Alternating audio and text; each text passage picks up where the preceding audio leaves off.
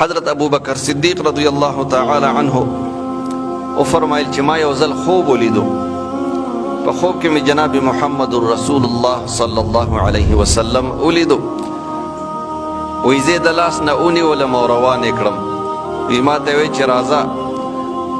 چې روان شوم ورسره ویني ما ته نبی کریم صلی الله علیه وسلم فرمایي چې ای ابا بکر وګوره جهنم ته. وی ما چې جهنم طرف ته وکتل، اوس خوب دی.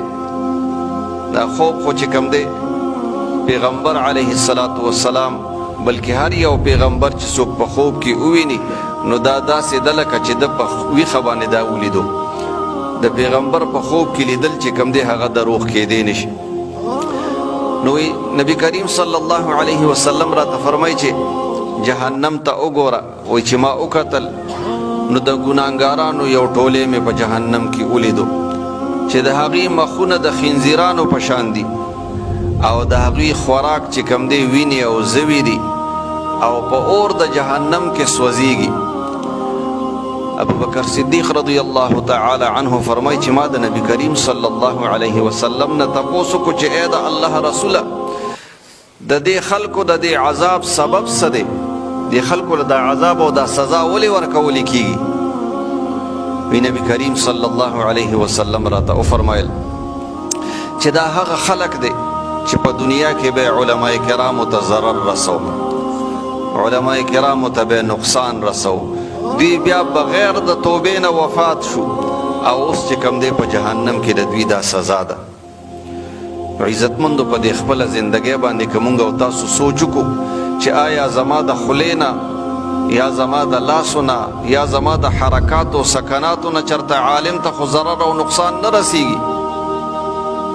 که فرض که زما د خولې نه، زما د لاسو نه، زما د حرکاتو او سکناتو نه، زما د وینا نه یا زما د قلم د لیکلو نه یا زما په موبایل کې د لیکلو نه، نن سبا خو په موبایل کې لیکل ډېر زیات دي، د دې نه که چرته عالم ته تکلیف او ضرر او نقصان رسیږي نو هسې نه چې دا زما په جهنم کې چې کوم دی د دغې عذاب او سزا سبب ونه ګرځېږي چې سبا له د مخ چې کوم دی د خنزیر په شکل باندې او وینې او زوی دی په جهنم کې خوراک وي، په اور د جهنم کې سوځېږي، نو دغه سزا دی خوښه ده. او که نه په دنیا کې مثال په طور دا صبر دی خوښ دی چې عالمانو ته ضرر ورونه رسوم.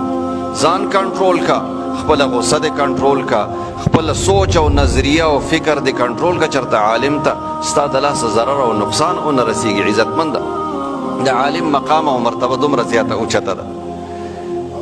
نبی کریم صلی الله علیه وسلم فرمایي چې النظر الى وجه الوالد عبادت، د خپل پلار مخ ته کتل عبادت دی. والنظر الى الكعبة المكرمة عبادت، کعبه مبارک ته کتل عبادت دی. والنظر في المصحف عبادت، قرآن کریم ته کتل عبادت دی. والنظر الى وجه العالم عبادت، د عالم مخ ته کتل عبادت دی. من زار عالما فكأنما زارني، چا چې د عالم زیارت کو، د عالم ملاقات وکړو، نو نبی کریم صلی الله علیه وسلم فرمایي چې گویا کې د زما زیارت او زما ملاقات وکړو. ومن صافح عالما فكأنما صافحني، چا چې د عالم سره مصافحه وکړه، د عالم سره لاس ملاو کړه، نو گویا کې نبی کریم صلی الله علیه وسلم فرمایي چې گویا کې چې د زما سره مصافحه وکړه او زما سره لاس ملاو کړه. ومن جلس عالما فكأنما جلسني، نبی کریم صلی الله علیه وسلم فرمایي چې څوک د عالم سره کېناستو نو گویا کې چې دی زما سره کېناستو. ومن جلسني فی الدنیا اجلسه الله معي یوم القیامه، او څوک چې زما سره وي په دنیا کې کېناستو نو دا سړی به الله پاک زما سره د قیامت په ورځ باندې کېنوي.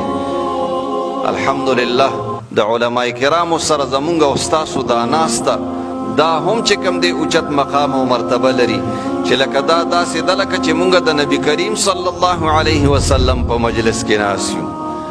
نو عزتمندو نبی کریم صلی الله علیه وسلم خو د دنیا نه 1400 کاله مخکې تشریف وړی دی. هغه ناسته زمونږ سره مونږ ته نصیب کېدل ګرانو، هغه چې کوم دی مصافحه مونږ ته نصیب کېدل چې کوم دی ګرانو، د هغې زیارت او ملاقات مونږ ته په دنیا کې نصیب کېدل ګرانو. خو الله پاک چې کوم دی په مونږ او تاسو باندې دا فضل وکړو چې دا علما کرام الله پاک د پیغمبر علیه الصلاۃ والسلام وارثان وګرځول او د دې په ذریعې سره الله پاک مونږ ته دغه انعامات چې کوم دی دا راکړه. العلماء ورثة الانبیاء، علما کرام دا د انبیاء کرام وارثان دي. عزتمندو، بهر حال وخت